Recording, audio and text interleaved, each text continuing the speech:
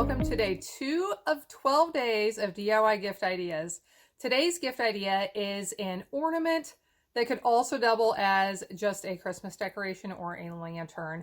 Now I'm going to be using an absolutely beautiful die set to create this project, but if you don't have the die set I have, you may have a similar one that could work in its place. Let's take a look at it. So take a look at these beautiful creations. When I was making these, I was having a hard time deciding whether to choose one particular option for creating it or a second one. So what I've done is created 2 different samples. The basics for how you create them are very similar, but I've gone with some different options here. So the first choice I wasn't sure about was for the base portion of the ornament or lantern, whether to use window sheets, which are clear, or vellum.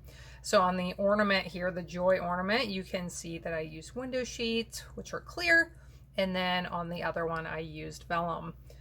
The second thing I wasn't sure about was what type of paper I wanted to use for the overlay. So I ended up using designer paper for the Joy ornament, used some specialty paper for the lantern, some specialty pearlescent paper.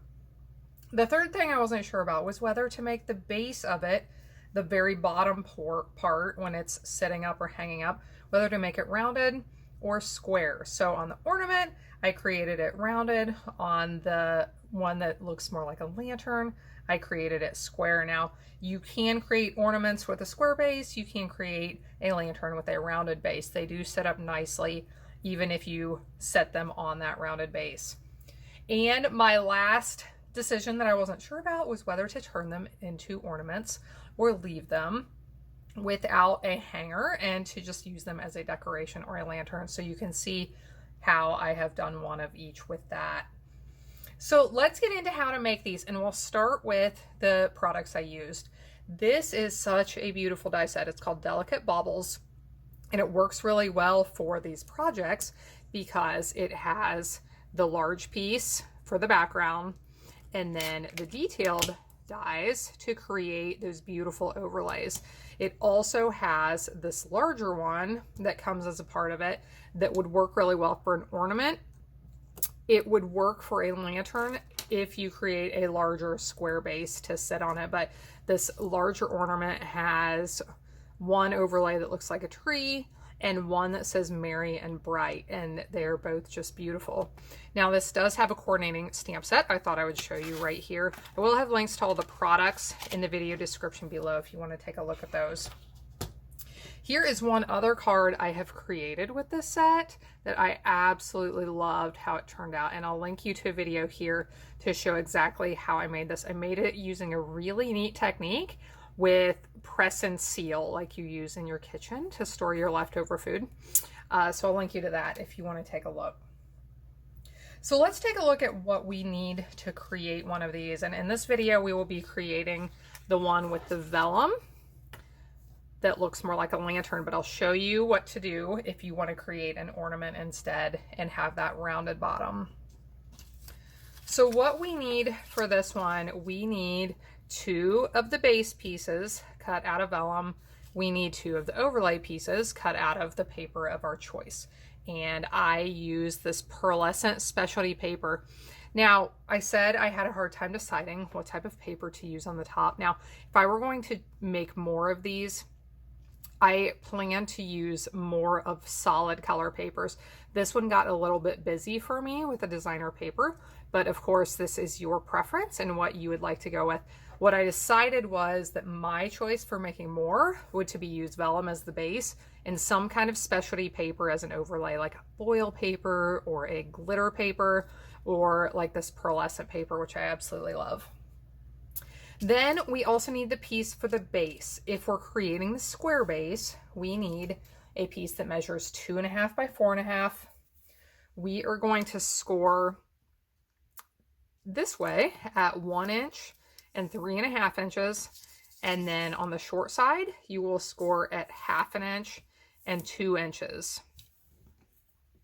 Let's go ahead and prepare these pieces, and then I'll show you what to do with the base. I will mention this now before I forget. If you want to do that rounded bottom, what you will need instead of this piece is one that measures 2 inches by 3.5 inches. You're going to score it at 1/4 of an inch and 1 3/4 of an inch. And then you'll snip these pieces, and I'll explain that in a little bit. So let's prepare the side pieces, the ornaments.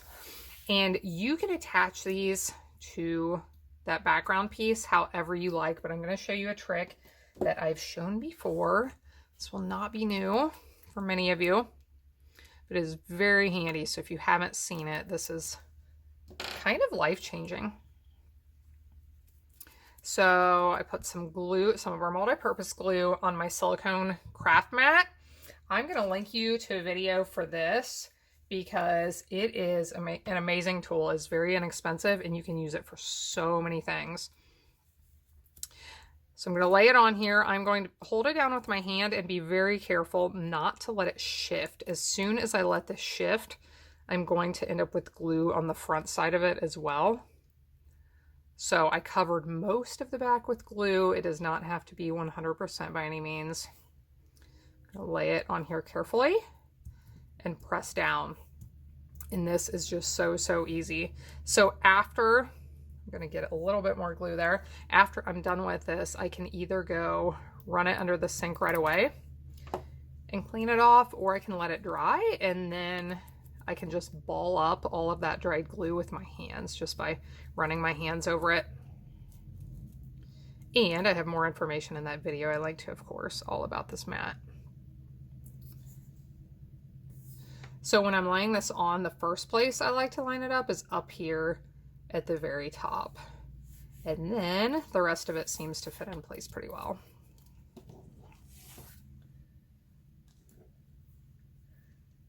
Now I'm going to show you what you would do if you're doing the rounded base for one to look like this one. And like I said, this can be an ornament or it can be a lantern as well. It does sit up nicely and stay straight. So regardless, if you want to do that rounded base, I'll show you now. As I mentioned, so I folded on the score lines and I created all these little snips in the sides that go to that score line. Now you can do this before you snip it or after. If it's after, you just have to be careful not to tear those pieces that you have cut on the sides, but use a bone folder and create a curl in that piece. That is going to help this all fit together really nicely. So on one of the sides, you can set it up just like this on your workspace. Fold these little snipped pieces so they're at a 90-degree angle with the majority of the paper, so that when you lay this piece right on the front of there, they're going to fit nicely. Okay, so what you'll do is put glue. You don't want to use a ton, but I basically put like 1 drop on each of those little snip pieces, or you can run a stream along there. I like to let it dry for a minute or 2 or maybe 3 and then set that piece on here. And you do want to try to make sure it's at the correct curve before you lay it on top. So put that glue on, let it dry for a couple of minutes so it's nice and tacky, and set this right on there. Give it a good press and let it dry. After this one is dry, you'll be able to flip this over and do the exact same thing on this side. So that's how to get that curved base. Now let's look at how to create the square one. And you can use the adhesive of your choice on these, but what I'm going to do for this one is to use some glue dots. Now keep in mind, this adhesive may show through a little bit. I don't mind that too much, especially with these glue dots. They're just little and round and aren't going to take away from the look of the project. So I have put one on each of these 4 outer corners. And now what I'm going to do, I did snip these, I should mention that. So after I did my scoring, I snipped on this one, up here on this one, and this one, just to get to where the score lines cross. I did fold on all of those lines and loosen up these score lines, and now we're going to create a little box. So I folded this piece up, and I'm going to fold this side piece in, overlap flap, and press that to hold. Do the same thing on this end. I'll fold this piece up, fold this flap in, give that a nice press. I really like the glue dots because I don't have to wait for anything to dry, but your seal or your Seal Plus would work. They'll show through and maybe not be as neat and tidy as a cute little dot. Or you can use glue as well. And the glue doesn't always show. It depends on how you apply it. Now I have one little bit here hanging over some. I'm going to trim that off. And as you can see, we have a little box to attach our ornaments to. Now, just because when we light this up with our little battery operated tea light, it may show through. See these corners? They may show through the back side. I am going to just trim that. I don't think it will show much, but I think it will look a little bit nicer if I trim those off. So I'll do that on both sides.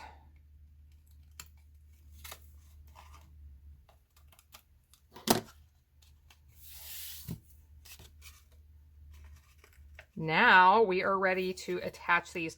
And again, the adhesive you use is your choice. You could use glue dots, and I think that is what I am going to do actually. Or do I want glue? I'm going to use some glue. So when I apply glue, I need to be really careful. I need to keep it at the very top of this part, and then it can cover most of this. You just have to look at what part is not going to be covered. So these bottom corners stick out. I do not want to put any glue on there. So I'll put just a little bit up here.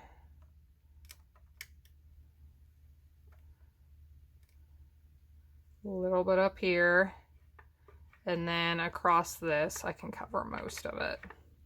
You don't need much at all. This glue is amazing. I just love it. So then we'll lay it on top, give it a good press, and let it dry. So I will finish with the other side here in just a moment. Now, if you want to turn these into ornaments, what you'll do is use a small hole punch and punch through the hole up here at the top and just insert some kind of twine or string or ribbon and tie that in place.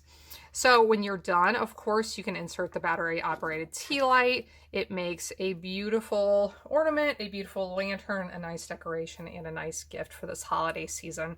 So I hope you enjoyed this project. Thanks so much for being here with me.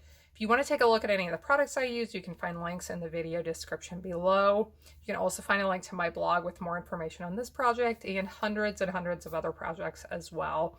I hope you have a blessed day, and I hope you'll be back again next time when I'll be here helping you to hand make with love.